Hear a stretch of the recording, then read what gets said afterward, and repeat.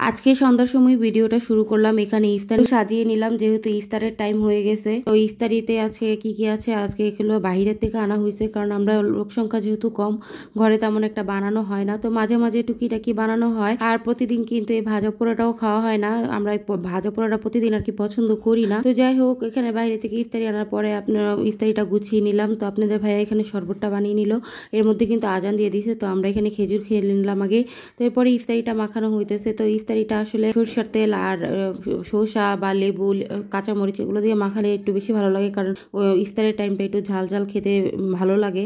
তো বেশি ঝাল আবার খাওয়া হয় না, বেশি ঝাল খেলে আবার সমস্যা হতে পারে। তো এই মশলাটা মাখানোর পরে একটু খেয়ে দেখলাম, মশলাটা খুবই ভালো লাগলো। তো এখানে তো মুড়িটা মাখিয়ে নিলাম আমরা।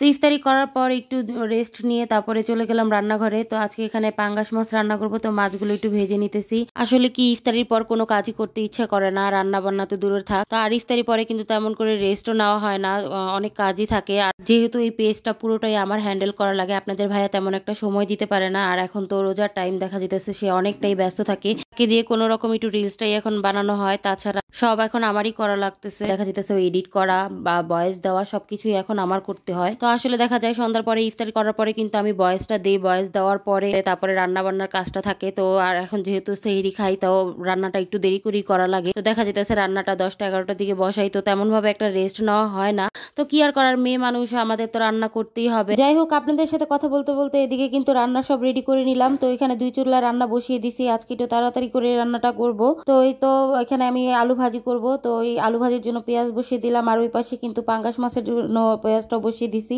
আর আজকে এই যে ছোট লাল আলু আপনারা দেখছেন যে কেটে নিছি, লাল আলুটা খেতে কিন্তু আমার অনেক ভালো লাগে। তো এই তো লাল আলুতে আজকে একটু মরিচ বেশি করে দিব, কাঁচা মরিচ, আর ঝাল ঝাল করে ভাজিটা করব যেহেতু। আর এই মরিচগুলো কিন্তু বেশ ঝাল। তো এই আলুটা ভাজি খেতে আমার কাছে খুবই ভালো লাগে। আর আজকে আলুটা একটু বেশ মোটা করেই কাটছি, সবসময় চিকন করে কাটি ভাজির মতো করে। তো আজকে ভাবলাম একটু অন্যরকম ভাবে করি। তো আজকে একটু একটু মোটা করে কেটেই ভাজিটা করব। লাল আলুটা দিয়ে কিন্তু অনেকভাবে অনেক কিছুই রান্না করে খাওয়া যায়। আমার কাছে তো বড় আলু থেকে এই লাল আলুর ভাজিটা বেশি ভালো লাগে, আর লাল আলুটার স্বাদই অন্যরকম হয়। আর আপনারা কারা কিভাবে করে ভাজিটা করেন অবশ্যই কমেন্ট করে জানাবেন। আর এই আলুটা দিয়ে কিন্তু গুড়া মাছ চচ্চড়ি করলেও খেতে বেশ ভালো লাগে। তো যাই হোক, এখানে কিন্তু পাঙ্গাস মাছের জন্য আমি মশলাটা কষিয়ে নিব। তো এখানে হলুদ, মরিচ, লবণ, আদা, রসুন বাটা সবকিছু দিয়ে আমি মশলাটা কষিয়ে নিয়ে এখানে টমেটো দিয়ে দিলাম। আর টমেটোটা নরম হওয়ার পরে আমি এখানে ঝোল দিয়ে দিব। আর এইদিকে কিন্তু আলু ভাজিটা প্রায় হয়ে গেছে। তো এটা একটু লাল লাল করে ভেজে তারপরে আমি এটাকে নামিয়ে নিব। তো এই ছিল আজকের আমার রান্না বান্না। আজকে আর বেশি কিছু রান্না করিনি, তো আলু ভাজিটা আর এই পাঙ্গাস মাছটাই রান্না করলাম। তো আপনাদের কাছে কেমন লাগলো ভিডিওটি অবশ্যই কমেন্ট করে জানাবেন। তো আজকে আর ভিডিওটি বেশি বড় করব না, এখানেই শেষ করতেছি।